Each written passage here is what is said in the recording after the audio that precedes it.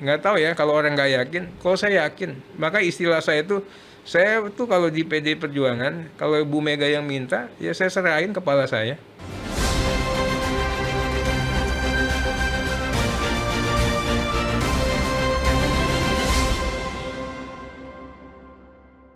Sebelum kita bahas lebih jauh nanti karirnya Bang Arteria, pekerjaan berikutnya itu apa, saya mau case close dulu di persoalan yang mundur-mundur ini nih, Bang Arteria.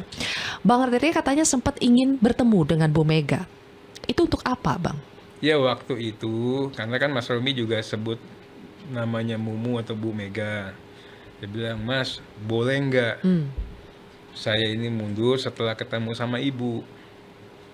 Nah, karena bagi saya, sekarang aja saya nggak keberatan. Gitu loh.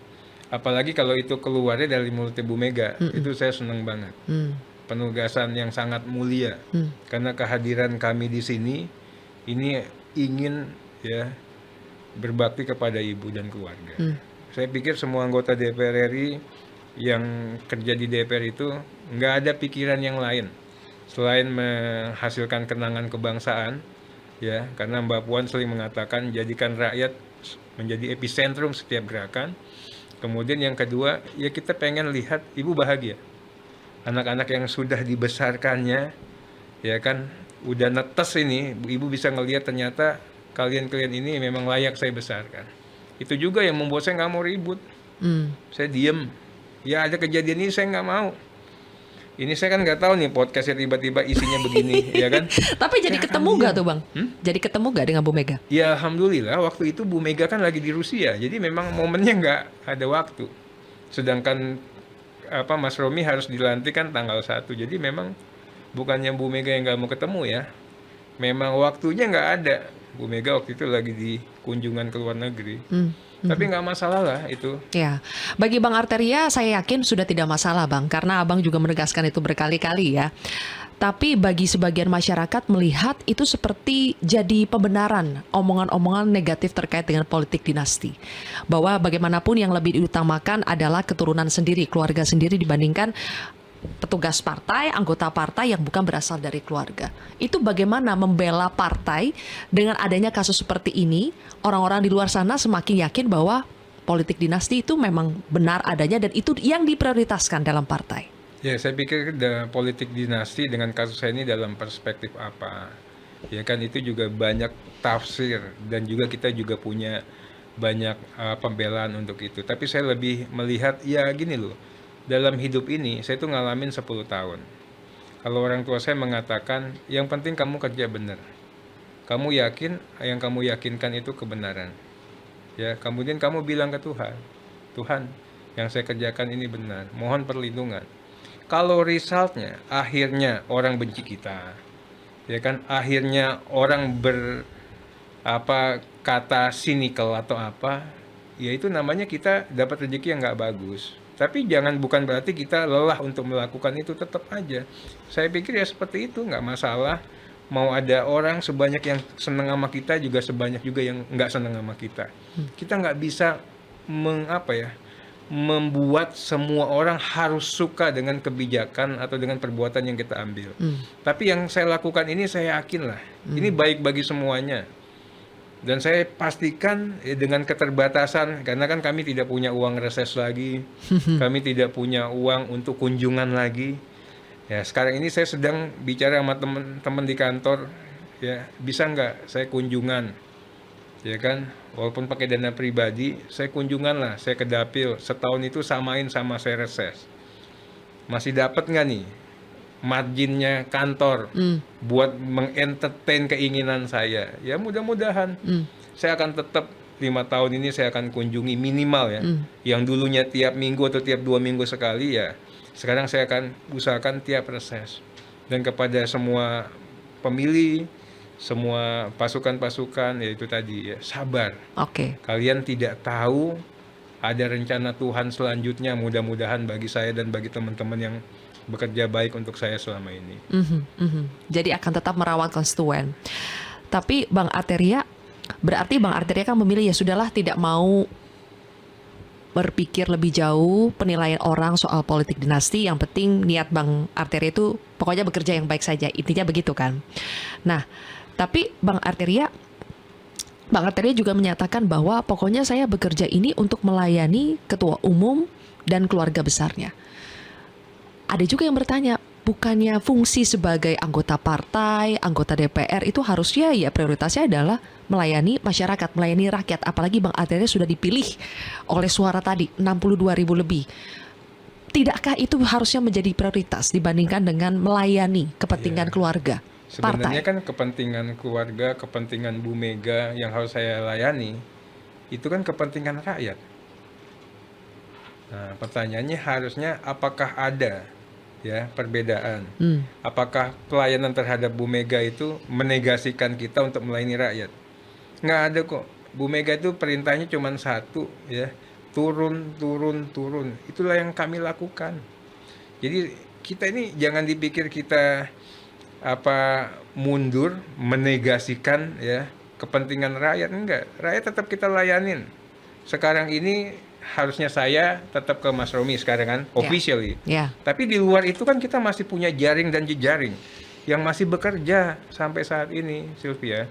Jadi jangan dipikir bahwa melayani Bu Mega dan keluarga itu tidak melayani rakyat, karena perintahnya Bu Mega itu nggak ada yang lain selain untuk rakyat. Nggak tahu deh ketua umum yang lain, tapi kalau di PDI Perjuangan ibu itu nggak ada ya. Ini udah paling melenceng, bicaranya pohon, udahlah, bicaranya alam, nggak ada yang lain. Yang lain itu adalah bagaimana kita harus turun-turun, bergerak ke bawah, sentuh rakyat, sapa rakyat. Itu pelayanannya, itu loh. Dan saya yakin kok, nggak tahu ya kalau orang nggak yakin, kalau saya yakin. Maka istilah saya tuh kalau di PDI Perjuangan, kalau Bu Mega yang minta, ya saya serahin kepala saya. Orang lain mau ngomong apa terserah.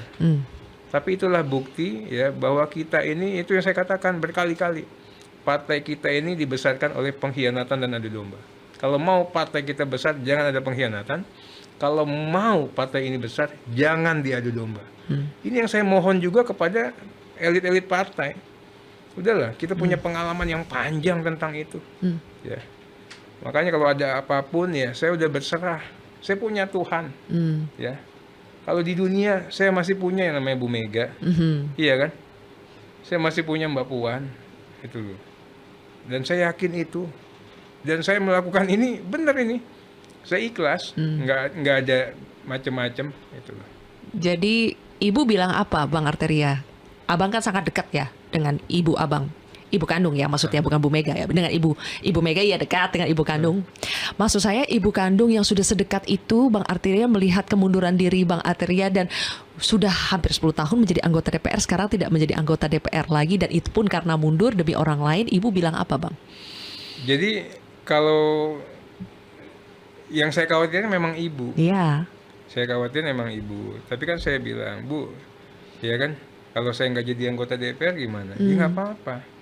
Kan kamu bisa lawyering lagi. Nanti nggak enak loh, ya kan?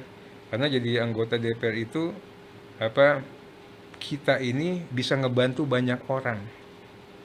Kalau lawyering hanya membantu orang yang menjadi klien kita. Jadi lebih masif bekerja. Ya nggak apa-apa. Itu. Dan ibu kan juga punya pengalaman tersendiri kan. Bu Rahmawati, ibunya Mas Romi, itu muridnya beliau. Udahlah, nggak apa-apa ya kan, kita ini bisa seperti ini kan karena mereka. Ibu saya bilang seperti itu.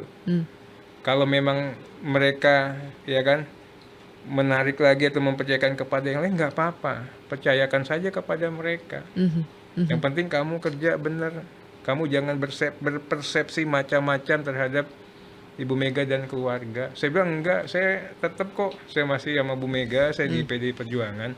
Akan tetap loyal ya? Iya. Oke. Terus Bang Arteria, jadi rencana 5 tahun, apakah sudah pasti ini Bang Arteria akan maju lagi di pemilihan berikutnya 2029? Kalau pasti mudah-mudahan insya Allah. Ya kan? Kenapa? Kita nggak tahu rencana Tuhan ke depan seperti apa. Tapi saya ini orang yang nggak bisa diem. Makanya waktu itu saya minta tolong sama pimpinan saya, Mas Utut sama Mas Bambang Pacul. Saya ini bingung kalau nggak ada kerjaan. Gitu loh. kalau bisa saya diberikan kesibukan. Ya nanti diberikan kesibukan. Tapi bukan dalam konteks kita menjadi apa loh ya. Ya. Ya, saya bilang nggak apa-apa, saya bantu-bantu di fraksi juga nggak apa. Iya nanti kita coba carikan. Terus yang Bang Arteria bilang akan tetap merawat konstituen Bang Arteria dengan memanfaatkan jejaring yang ada sampai saat ini, itu dengan cara apa Bang? Tanpa adanya fasilitas dari sebagai anggota DPR lagi, akan keluar banyak modal sendiri berarti kan? Ya makanya kita hitung-hitungan, ya kan. Yang penting 5 tahun ini kalau bisa kami menyapa dulu.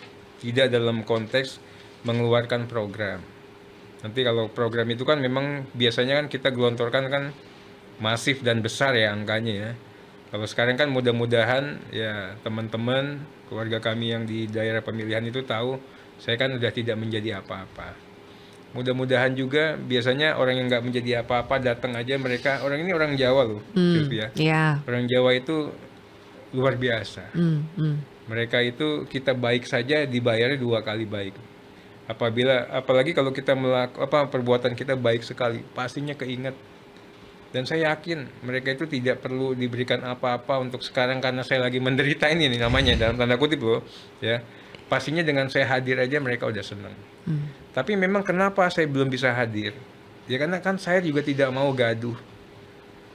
Kalau saya ke bawah dalam posisi yang sekarang ini akan ramai pemberitaan lagi. Ini aja udah lewat, udah tenang, tiba-tiba kena acara si paling kontroversi nih.